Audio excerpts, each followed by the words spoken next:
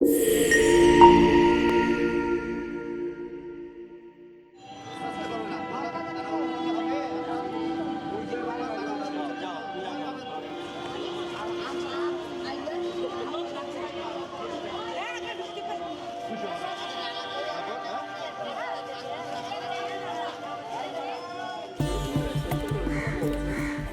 এই বিহারের যিনি অধ্যক্ষ ছিলেন শুদ্ধানন্দ মহাথেরো, উনি একসময় দেখলেন যে সন্ধ্যার সময় যখন ইফতার খাওয়ার সময় হয় তখন এই যে গরিব দুঃখী মানুষ আমাদের আশেপাশে যারা ফল বিক্রি করে বা যারা দিনমজুর, তারা জানে না তারা কোথায় ইফতার করবে।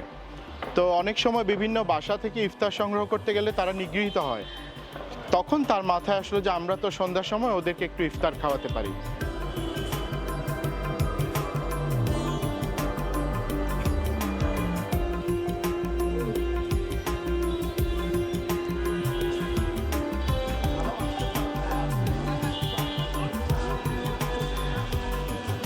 সময় পাই না করার জন্য, তার জন্য ইফতারি নিয়ে যাই, প্রতিদিন খাই, খুশি হয়।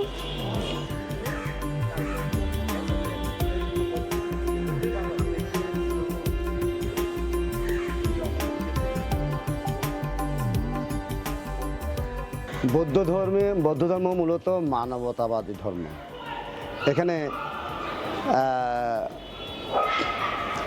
ধর্ম বর্ণ নির্বিশেষে সবারও চিন্তা করা হয়। আপনারা শুনবেন, আমরা প্রার্থনার পরে বলি সাব্বে সত্তা সুখিতা হন্তু, সকল সত্তা সুখী হোক।